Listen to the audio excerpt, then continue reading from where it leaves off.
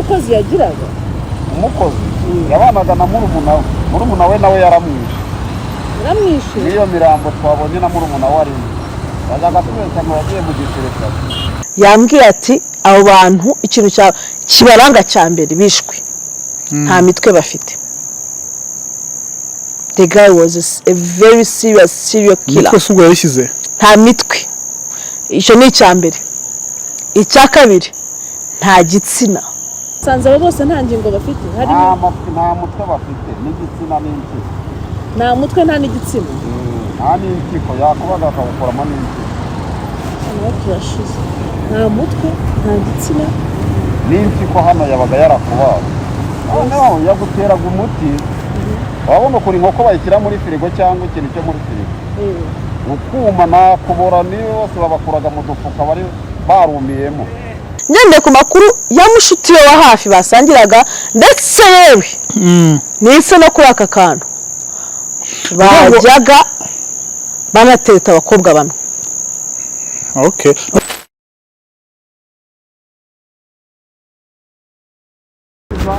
none se reka nkubaze kazungura wari usanzwe umuzi hagati yanjye niwe aciyemo urugo rumwe aciyemo urugo rumwe. none se ugeze umusuraho na rimwe? umusura byose navuga ngo naramusuye ko nta komisiyo yindi twagiranaga ariko twahoranaga aho twamweraga ko kunywa abaga turi kumwe. none se ko n'ubisha abaturage bavuga ngo bari abakobwa bakuraga mu tubari yari umuntu ukunda ku bintu by'abakobwa cyane ngo bakuraga mu tubari ngo bari abakobwa bagiye yica amakuru amwe nyine ava mu baturanye apana yo Libya yatangaje ayavugaga yuko ngo bari abakobwa ahubwo yo Libya yatangaje amakuru Libya yatangaje yuko ngo bari abakobwa ngo yabakuraga mu tubari. aya no kobe ni ari reka nkubwira abakobwa b'iki gihe ukuntu bameze. Abakobwa b'iki gihe bose bigiriye mu mafaranga urumva nimba bonye nomero z'umukobwa nk'ubu kano kanya nshatse nanjye nkafindisha nomero nkumva ni iz'umukobwa namuhamagara akaza kundeba atakuye ubuse se tujya tubajyana kenshi na kenshi akajya kureba umukobwa umuhungu ntamuzi ntazi aho ataha ntazi icyo bari kuvugana gusa akabwira ati mu mumotari akavuga ati motari aha nawe urahazi umukobwa atazi umusore atazi. Ibyo rero niko yabakururaga bakavugana amafaranga ati ndaguha ibihumbi 100 umukobwa akaza aje gukorera amafaranga. Nese nk'uwo nguwo wamufatishije si yatubwiraga ati ntabwo tuziranye kuri telefone gusa. none se kakubaza yakoraga iki nibura nk'abantu muturanye muzi akazi ke? Ntako yatubwiraga ko akorera mu mujyi gusa. Umuntu wazindukaga akigendera yatubwiraga ati nkorera mu mujyi. Yari umusore wambara neza akazinduka agatega akagera nanjye yaregera rimwe na rimwe namutwaraga yabaga byutse ntari najya mu kazi nkamuzana nkamugeza hano mu mujyi kuri shiti. ese hari andi makuru y'intuza ngo y'umuturage wigeze kuvuga ko yabonye imitwe 6 mu ndobo yego mu ndobo yo kwa kazungu mwembyeze mubyumva nk'uko no kubera kazungu nta n'umuntu wamukekera icyo kintu uretse nk'uko yafashwe ariko nta muntu n'umwe nta n'umukozi yagiraga. Umukozi yabanaga na murumunawe nawe yaramwishe niyo mirambo twabonye na murumunawe arimo yazaga twese ngo yagiye mu gisirikare yaramwishe avuga ngo yagiye yazaga twese ngo yagiye mu gisirikare nawe yaramwishe. none se umugore n'umugabo bavuga ngo bashaka kuba ntawe nyine ngo hari umugore ngo bakoranaga ngo ibyo bintu byo kwica abantu sinzi ngo yenda nimba banakoranaga ni mu bwenge bwabo ariko nta mugore babanaga. mbese mwaraganiraga nyine nk'umuntu wawe byadanje no mu bibina twabanaga mu bibina yabaga no mu kibina none se ukumva akunda inkumi cyane yavugaga gute ku bakobwa yumva ari abantu yubaha. Hari ukuntu umuntu abasanga n'ubundi atubaha igitsina gore sibyo yumva yenda yabakoresha gusa yateresaga nk'abandi bagabo nk'uko natwe abagabo duteresa mbese urukundo abagore kandi nyine bari banabimuzi bakunda byari bizwi ibyo koko n'abakobwa ararangiza akabica. ese ubu biriya bintu bavuze ngo yabatwaraga kugira ngo abake amafaranga abibe amafaranga menshi icyo mvuga abagore bagira amafaranga menshi abakobwa nk'abo ngabo gutyo baba bafite amafaranga ku buryo aribo yatagatinda yakagura yatagatinda yakagutunga. oya nyine aribo yavuga ngo ajya kwica abakobwa bagira amafaranga ku buryo aribo aricyo kintu yaba ashyize imbere cyangwa koko wasanga yaragiraga hari ukuntu bavuze ngo yagurishaga ingingo z'abantu nyine wumva we wenda nk'uwamutumaga kuko mu mirambo yose kuko yewe mu gitondo ngenda bari bamaze gukuramo imirambo 10 n'ibiri ubwo ni yose kuko natwe niyo makuru dufite kugeza ubu natwe niyo makuru tugifite kugeza ubu tumaze kugera muri 17 iyi ngaya wari kwemera ko yishe 20 warayemera ko ufite abakoresha 20 ibiri banayisanze iri muri parafo uwo wa murumunawe n'undi mukobwa umwe yari yishyurwa ku cyumweru. none se basanze abo bose nta ngingo bafite harimo nta mutwe bafite n'igitsina n'impyiko nta mutwe nta n'igitsina nta n'impyiko yakubaga bakawukoramo n'impyiko nawe turashize nta mutwe nta gitsina n'impyiko hano yabaga yarakubaga noneho yaguteraga umuti urabona ukuntu inkoko bayishyira muri firigo cyangwa ikintu cyo muri firigo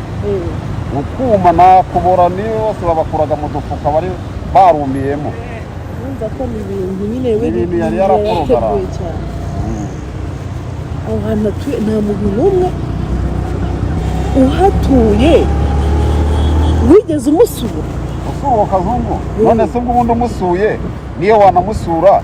ko wasanga ari ibintu nyine bisanzwe wamusura ukamenya ngo yica abantu bahageraga n'ubundi nk'ibisanzwe ariko urumva umuntu w'umusore udafite abana udafite umugore wajya n'ubu ushobora kuhagera uri umusore cyangwa se yenda n'umugabo ukaganira ukigendera urumva uwo bari babanye ni murumunawe nawe yari yaje kumusura yari ahamaze nk'amezi nk'abiri yahise amwica nawe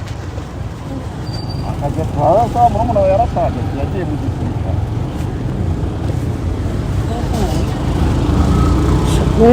ubu uri gutwara ntari ntabwo ufite umuntu mwasangiye urumva njyewe ikintu nanze umuntu uwo ari we wese nta muntu dushobora kongera kuganira ngo mufate nk'umuntu w'inyangamugayo nkurikije akazungu ukuntu yari ameze akakugurira mugasangira aho ugasanga murimo no gutereta n'umukobwa umwe ni ukuvuga ngo ubu hari abakobwa baterese kazungu yarangiye byihorera njyewe niko mbyibuka ngahamuka nabonye imirambo nimugoroba nataha urumva n'uwo mukobwa wamufatishije uzi ibintu yari agiye kumukorera nuko yabaye igikobwa cy'ikibogari cyataye nayo yari agiye kumwica urumva ahantu yabiciraga yari yarubatse akantu kameze nk'intebe ya shezi ariko akoresheje utubaho noneho yagendaga ahabahambirira kugira ngo abashe kubabaza kubakuraho ibyo byose yashakaga akahabahambirira noneho icyo gikobwa yagiye kukihahambirira kimurusha imbaraga bararwana umukobwa ageze ubwo amusohokana hanze yambaye ubusa noneho umukobwa yabonye icyo gihugu cyabonye umukobwa amurushije imbaraga kimutera ikaramu mu mukondo irinjiramo indani noneho wa mukobwa yavugije induru abantu baratabara batabaye nyine urumva umukobwa yari yambaye n'ubusa n'iki yari amaze kumurongora ko yabicaga amaze kubarongora abantu baratabara nyine basanga uwo mukobwa ari kuvirirana twahageze natwe irondo rihageze n'abapolisi bahageze ariko umukobwa ari kuva amaraso menshi bahita bamujyana kwa muganga ubwo rero uwo mukobwa we ariho ni ukuvuga ngo yatanga n'ubuhamya arahari bahise bamutwara kwa muganga ese ikibazo rero ndumva inkuru ze harya se yamutwamo reba inkuru za kazungu abantu bari kuzivuga bitandukanye yewe rero izo ndi kukubwira zifate nk'inkuru nahagazeho uzifate nk'umuntu duturanye ngenuye mu rusangarazari ibintu niboneye nabibonesheje amaso yanjye guhera ejo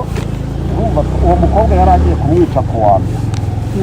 nibwo bamutabaye nanjye mu bamutabaye nahageze asanga polisi n'abanyerondo bahageze ariko nanjye nagiyeyo mu iryo joro kazungu umuntu amana none se ko numvishe mu baturanyi bawe bamwe bavuga ngo yari yaranze kwishyura ntuza inzu babamo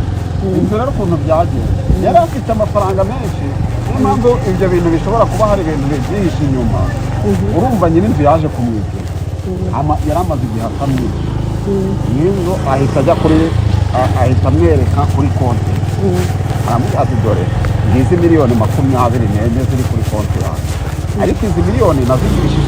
narazikoresheje boroke harabura amezi 2 kugira ngo baziborokore wihanganira aya mezi nashira nzaguha amafaranga yose wifuza dore ngizi miliyoni ziri bagirana n'inyandiko na nyir'inzu zimuka nayaguhaye kandi igihe cyose bazafungura hasigaye amezi 2 ngo ave boroke nzahita nguhaye amafaranga yose uzaje babigirana inyandiko nyir'inzu arayibika ntabwo ari ukwanga kumwishyura kundi bari bafitanye amasezerano ibintu byarabaye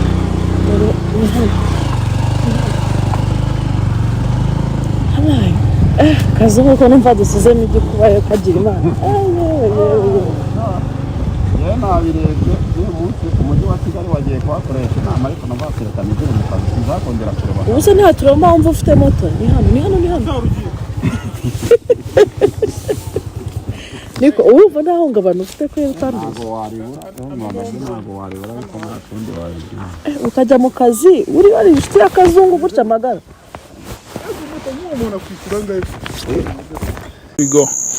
yes ni Mutamba Juliet nkuko mumaze kubimenyera umva noneho birakomeye cyane muri Kigali serial killer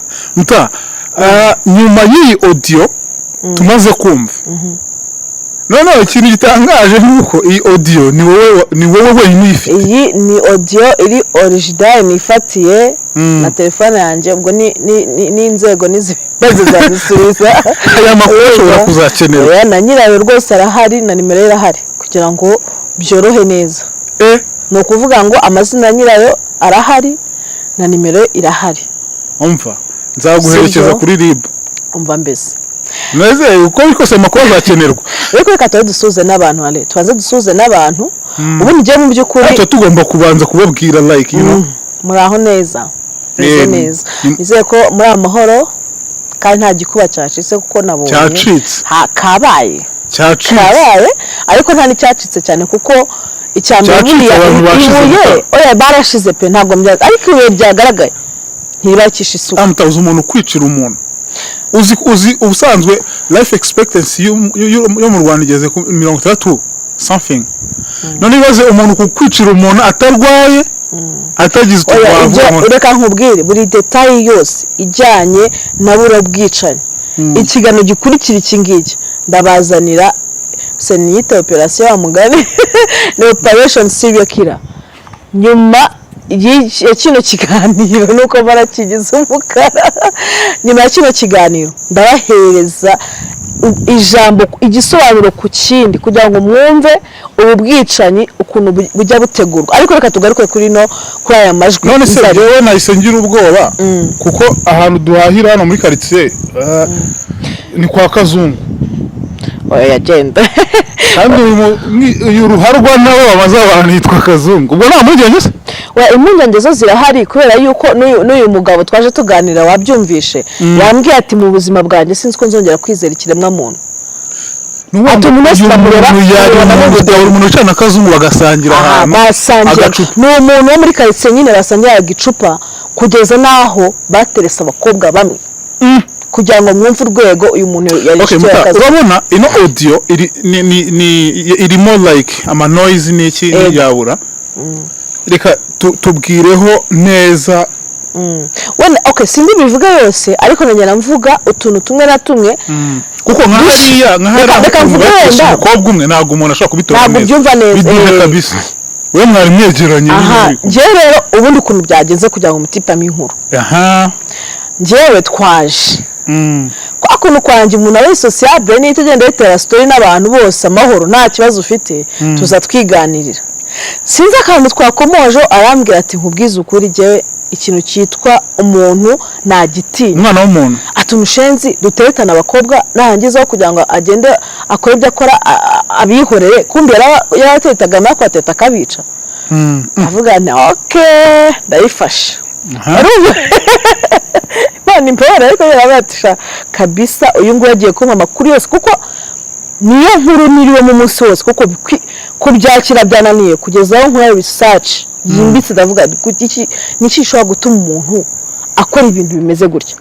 ariyo ndibuze kugarukaho mfite dosiye hariya irahari mu kanya mu kiganiro right away nyuma ya kino nshobora kugisorera ariko kino reka tugisorere uyu munsi ubundi muri iri joro nshobora kugisorera nyuma y'iri joro ntabwo wayararana cyangwa se ejo ariko n'umuntu ushobora kubisorera rimwe simbizi turareba ikiri bushoboka bitewe n'ukuntu bitewe n'umurongo atangira kumbwira ati ndamazi ati se none se uri mu Busanza ati genda uwo mu Busanza kuri radar kazungu hagati yanjye nawe harimo inzi imwe yonyine yari umujama wanjye tumutipe bogari ariko wongeye bogari naburebye ndabubura urakemanga ariko abantu bose bavuga ngo ni bogari ariko ntacyo abaye honest nta kintu abaye yera foto nitendera amafoto arabeshya n'uyu muntu yafatiwe mu cyuho gutyo aba yakonje ibigomba gusa ukuntu byanze bikunze ni nka zimwe zo kundangamuntu urumva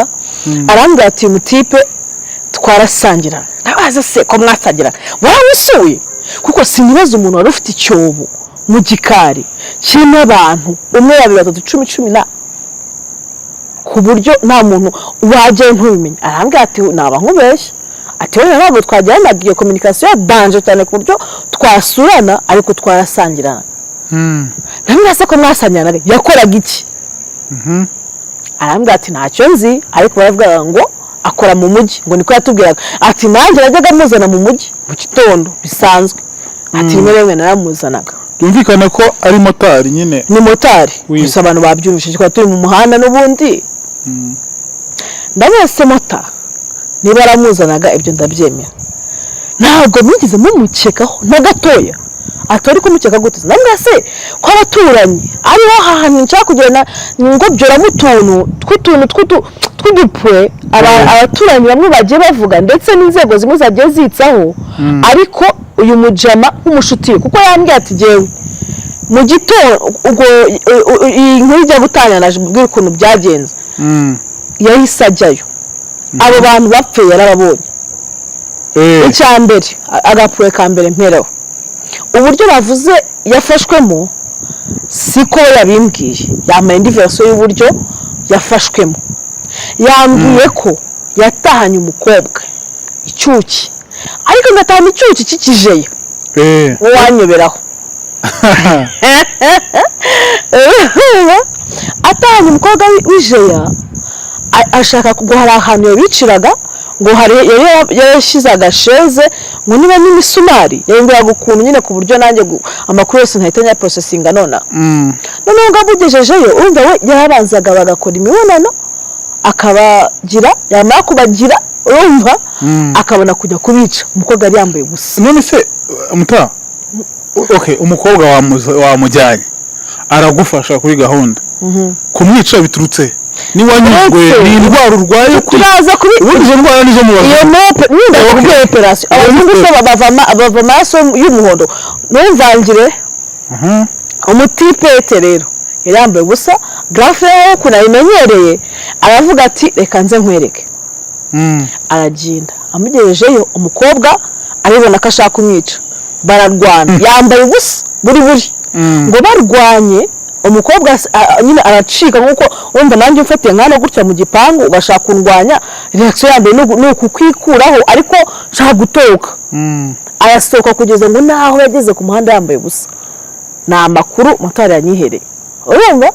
gageze ku muhanda yambaye gusa byabereye ku mugaragaro cyangwa se ni story motari yamenye byihari oya ngi simbizi niba yabonye gutya face to face ako yambaye amakuru ngo no Busanza baje muri komite y'umuturage aha no Busanza mutubwire niba koko ibyo bintu ari kuko motari ntago tuya 100% niba yishu ariko n'umutanga buhamya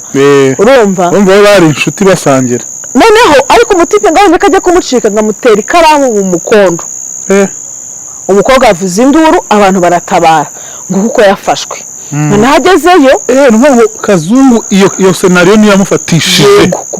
ariko njye mise mbihuza n'ikintu na testament ya nuze ya Dr Murangira Tseri yavuze yuko kazungu yarari n'ubundi yafite case yatumye afatwa yuko yashatse gukora imibonano n'undi babyita ni kugufa ubwo ni ku ngufu ariko mu buryo ntabwo ari gufata ubundi gufata ku ngufu nzabivuga ku bana bari under 18 ariko yavuze ko ari gushaka imibonano n'undi batabyemeranyijweho urumva none ise mbirinkinga nsanga motari ashobora kuba afite ukuri urumva ni uko nguko yafashwe bitandukanye n'inkuru ya landlord abaturage bo mu Busanza bavuze batangaje kuri mu YouTube channel agiye atandukanye bo bavuze ko kugira ngo yafatwe kazungu Denis kugira ngo afatwe ariko yako yabereyemo amafaranga landlord ngo y'amezi 9 atamwishuye icyo cyazo nangare kugira nakibajije motari yansubije ko koko hari amezi menshi uwo mugabo ntabwo ndetse ambwira umubare w'amezi ariko ngo hari amezi menshi kazungu yabereyemo landlord ariko muri uko kuyamuberamo habayeho ubwumvikane ubwumvikane bwabayemo aho kazungu yegeye landlord ngamwereka amafaranga ari kuri compte bloque mu miliyoni 24 niba ntibeshya ariko 20 na arambwira ati aya mafaranga harabura amezi 3 kugira ngo nyemererwe 3 yango na 2 na 3 arambwira ati rero reka tujyane amasezerano musinyire yuko nyuma y'amezi 3 nzakwishura nta kibazo kandi arabyemera kuko yari amaze kubona statement ya bank arabyemera arabisinyira amaze kubisinyira ikibazo baragisotinga ni ukuvuga ngo kazungu na landlord nta kibazo bari bafitanye kugeza magingo ya tugendeye kuri testimony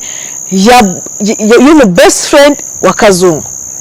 kugeza uyu munsi usanga ufite agacuma kuko yambwiye ati sinzi ko zongera kwizera umuntu mu buzima bwanjye aravuga ati umwana w'umuntu yandangije urumva mu bantu bapfuye rero kugeza aya masaha turimo gukora ikiganiro njyewe narinzi ko hapfuye abantu 12 bamaze gukura abantu 12 bishwe na kazungu ariko cyo ni kinini ariko ni kinini of course cyo kirimo abantu ariko mbese ushukuye wenyine man nakazerega nazo nta muntu ucukura toilette wenyine ariko kuri uwo mubare nashaka kubwira ko best wa kazungu Denis yambwiye ko umaze kuba abantu 17 kandi noneho ngo nyiri ubwitewe yemera 20 yemera 20 ndaza kuza muri operation yo gukora mu kanya ya serial killer ndaza kubasobanurira impamvu y'ibyo bintu n'ukuntu umuntu yigamba akavuga umubare w'abantu yishe ndaza kubabwira impamvu yabo nibyo nza kukibaza ati se nuyimbaze nona rwose mu kanya gatoya kabisa turaje tubakubita ikintu bita serial killer tubabwire imva n'imvano y'aba abantu 17 ariko ngo nyiri ubwite ngende ku makuru yamushutiye wa hafi basangiraga ndetse yewe nise no kuri aka kantu bajyaga banateta abakobwa bamwe Denis uyu mushuti wa nuza wa kazungu yaba yaravuze ko yabakubwiye ko mu bantu basanze nk'ahari uwo girlfriend like uwo bahuriyeho wenda nawe yababonyemo kugeza umunsi we nta kintu ugeze ambwira gusa namaje ati se abo bakobwa ntago ari muri quartier hambwa ati wapi namwese ni gute abantu baza gutyo umwe abari batatu bane bakabura ariko ntihagire umuntu ubimenya ni gute ubundi abakobwa baza just like that arambwira ati abakobwa b'iki gihe arambwira ati n'ubu mbwira nkompaze nimero ntazi nimba ku mukobwa nkasanga ijwi ry'umukobwa mubwiye hansanga urebe kataza ariho hantu shaka kubwira abantu ngo birinde niba umuntu ashobora kompoza nimero y'umuntu atazi randomly akaza urumva atari ikibazo ariko se abakobwa ubwo rero baba bari gusa si baba bari babandi akantu kari kancitse nibagene utuntu tubiri ikintu gikomeye kiri muri iyo nkuru ni ibintu bibiri namubajije nti se kazungu yaribanaga nta mukozi nta mugore nta ibyo byose birajyana n'ibibazo umuntu yakibaza wacukura icyobo kingana bityo reka nigusubize arambwira ati yabanaga na murumunawe noneho mukwana murumunawe aza kutubwira ngo yagiye mu gisirikare guess what murumunawe bamusaza nawe yarapfuye muri iyo mirango harimo abagore ubundi bari batuwe ko abagore 11 n'umugabo umwe njyewe nibashije ko bishoboka ko uwo mugabo basanzemo ari murumunawe noneho besto nk'umuntu wabonye imirambo yambwiye ati abo bantu ikintu kibaranga cya mbere bishwe nta mitwe bafite. The guy was a very serial killer. Mitwe sugo yashyize nta mitwe icyo ni icya mbere. Icya kabiri nta gitsina. Hoya none se uretse abantu nimbara batabye bakamara igihe batabye ntese umubiri uri imbaraga ko harimo n'abantu bari fresh batari barenze iminsi 2 cyangwa 3 nta gitsina yabaga yara ikindi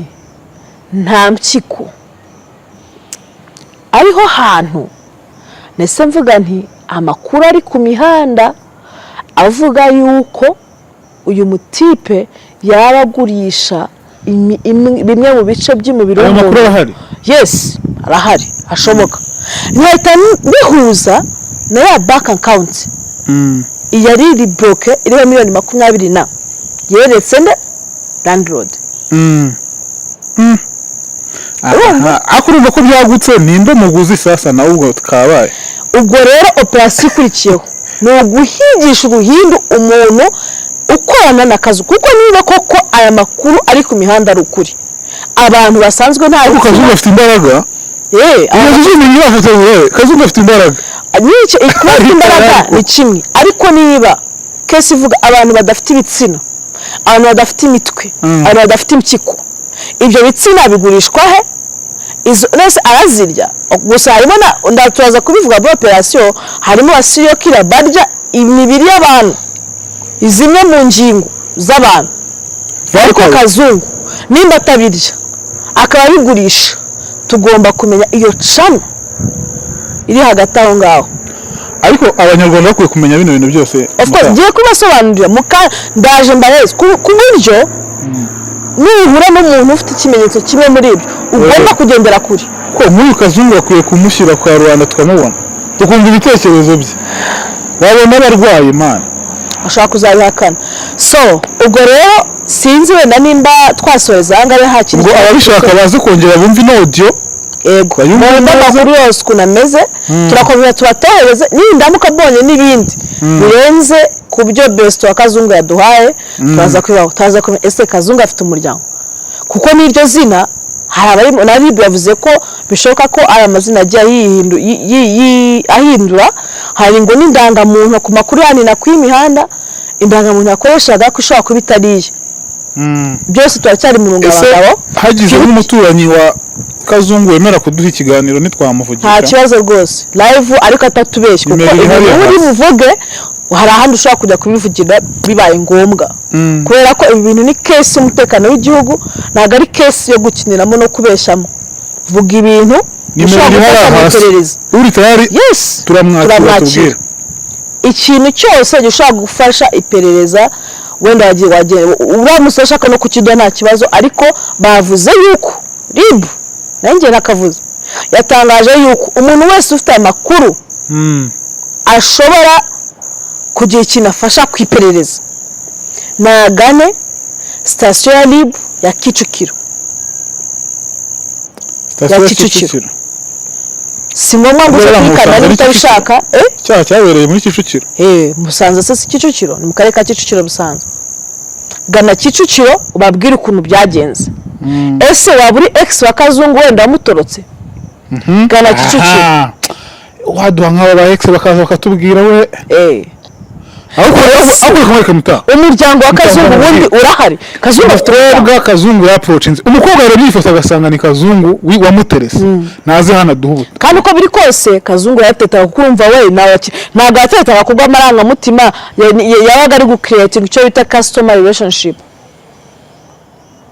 abakobwa bose baragezeho nimwigaragaze bazi batubwire kabisa mutubwire ngo byagenze gutya. Ese Kazungu agira umuryango we nuze utanga ibitekerezo uvuga ukuntu byagenze, avuga ukuntu Kazungu yakuze mu buzima kuko ni case study. Kazungu turatumwiga mu mateka kuko tuzi ba Hitler kabisa. Oya uyu mutipe abarenze mani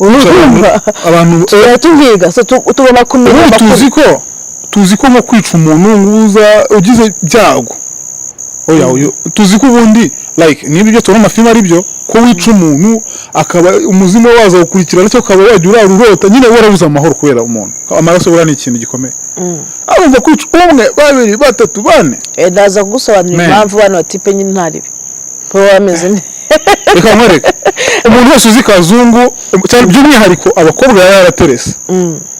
n'umuryango we naduhamagara kugira mushiki we nyuma yo kubura umwana wanyu byagenze muri ba Kazungu amaze kubura famiye kuki nta kintu yavuze. Ese nta bantu bigize batangaza wenda babuze abana n'abantu babuze abakobwa babo gusa bibavuze ko mu bantu Kazungu yari approachingaga kubari abantu bindi badafite umuntu wababaririza. Abantu baba bari imihanda nyeto udashobora no kumenya ngo wabaza nde nabo byababaje cyane. Nawe wabona ari ukuntu yarebaga aho ati umukobwa ariko ntamva reka mu bantu 10 ntago ashobora niba ko kamakuru dufite ya besto bavaze kuba 10 umuryango agira umuntu w'umufite famille agira umuryango aza tubwira ati iyo musirikare twa twaramubuze tukajya nkonda yaguye nka zanuza ntago ari umusirikare akadawa byumvishe na muri wa Kazungu ni umusivili ahubwo yagiye kubana na mukuru we. Urumva gusura mukuru we ngirango yamusuye ashaka kuhaguma cyangwa se wenda birashoka ko yabonye nibyo akora. Kazungu aheza mutsinda ahubwo akadabesha aba besto be ngo nawe babana bakuba babisiko babana ngo agiye mu gisirikare. Bose wavuga iki tuvuga tumutipe nyine yagiye kwikosa ubwo azaza nyuma yo twakatungana. Turashaka kumenya Kazungu yatuye ahantu hamwe icyo gihe cyose nta kwimuka. Ese naho yabaye mbere tumenye bakuru ahantu yagiye aba mbere. So nibyo byose rero ubaye hari cyo watubwira kuri iyo nkuru twandikire kabisa utubwire ukuntu bimeze cyangwa se niba udashaka no kuza kuri kamera nta kibazo gana Kicukiro utanga amakuru yafasha mu iperereza twamuhisha isura nta kibazo. Ese aratinya Kazungu ntabwo nabankimuti cyeka wenda atinya inzego z'umutekano nta kibazo rega natazamije nta kibazo mfite nuza ariko niba afite amakuru ashobora kurengera inyungu z'igihugu ntagende Kicukiro abitange. So numva ari ibyo rero reka tushimira abakunzi bacu tubabwira ko tugomba kuba turi tayari igihe cyose kubaha amakuru y'ibiri ku mihanda mukanya ni serial killer. Ndaje mbabwira twinjire neza muri Kazungu tumwinjiremo imbere tubereke na bagenzi be ibihanganje byagiye mubanziza tubabwiye n'ikintu cyateye Kazungu gishobora gutera Kazungu kwica abantu bangana kuriya. Subscribe duhe comment ubundi amakuru nk'aya ngayo y'ubu wa mbere. Yego turanabashimiye cyane murakoze cyane mwese mwadukurikiranye naha mukanya